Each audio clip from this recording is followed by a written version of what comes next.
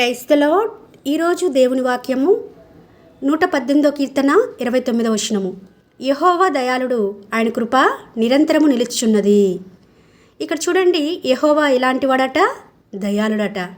అంటే ఎంత దయ అంటే, మనము పాపులుగా ఉన్నప్పుడే, బలహీనులుగా ఉన్నప్పుడే, భక్తిహీనులుగా ఉన్నప్పుడే, దేవునికి శత్రువులై ఉన్నప్పుడే, దేవునికి దూరస్తులుగా ఉన్నప్పుడే మనల్ని ప్రేమించి తన ఏకైక కుమారుణ్ణి మన కొరకు, మన పాపక్షమాపణ కొరకు, మన పాపం నుంచి మనల్ని విడిపించి నిత్యరాజ్యంలోనికి మనను ప్రవేశించడానికై తన ఏకైక కుమారుణ్ణి, తన ఒక్కగానొక్క కుమారుడైన యేసుక్రీస్తు వారిని ఈ లోకంలో పంపిస్తూ వచ్చినాడు. ఎంత దయగలవాడండి!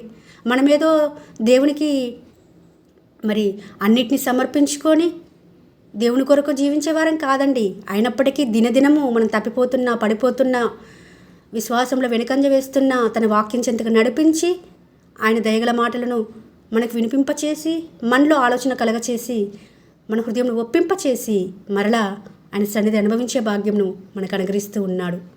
మనం చూస్తే శ్రమ వచ్చినప్పుడు ఒకలాగా, సంతోషంలో ఉన్నప్పుడు ఒకలాగా దేవుని పట్ల ఉంటాము. కానీ దేవుడు ప్రతి విషయంలో కూడా మనకు తోడుగా ఉంటాడు. మనల్ని విడిచిపెట్టే దేవుడు కాదండి. ఎన్నో వాగ్దానాలు పొందుకున్నాం మనము. ఆ వాగ్దానాలు ఇప్పటికి కూడా నెరవేర్చబడుతున్నాయంటే దేవుడు ఎంత దయగలవాడు. ఆయన కృప నిరంతరం ఉంటుందట. కృప అంటే దేనికి అర్హులము కాము, మనము దానికి అర్హులుగా చేయబడ్డమని మనకందరికీ సుపరిచితమే. అర్హులం కాము. దేవుని ముందు నిలబడే మనుషుడు ఎవ్వరు కూడా ఉండరు. అంత నీతిమంతుడు ఎవరూ లేరు. అయినప్పటికీ ఆయన రక్తం చేత మనల్ని నీతిమంతులుగా తీర్చి ఈరోజు వరకు కూడా వాక్యం చేత మనతో మాట్లాడి తన రాకడ పర్యంతం వరకు మనం నిందారహితంగా, అనింద్యంగా, పరిశుద్ధంగా జీవించి ఆయన రాకడలో కూడా ఆయనతో పాటు ఎత్తబడాలని దయా సంకల్పం చెప్పున మన యందు దయ చూపిస్తున్నాడు. ఆయన దయ చూపించడానికి మనలో క్వాలిటీస్ లేవండి. సనిగేవారము, గొనిగేవారము, నిందించేవారము, ఎవరైనా ఒక మాట అంటే 2 మాటలు అనేవాళ్ళము.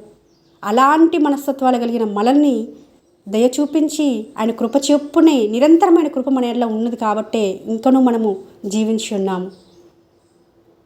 కాబట్టి ప్రభు ఈ రోజున మనందరితో స్పష్టంగా మాట్లాడుతున్నాడు. ఆయన దయాళుడు కాకపోతే ఆయన దయను నిరర్ధకం చేసుకోకూడదు. ఆయన కృపగల దేవుడు. ఆయన కృపను నిరర్ధకం చేసుకోకుండా ఆయన చెప్పిన విధంగా మనం బ్రతికి దేవుని మహిమార్థమే జీవించినట్లుగా ప్రతి ఒక్కరిని ఆ విధంగా సిద్ధపరచలాగిన దేవుడు మనకందరికీ సహాయం చేయాలని కోరుకుంటూ మీ సహోదరి ఎలిజబెత్ రాణి.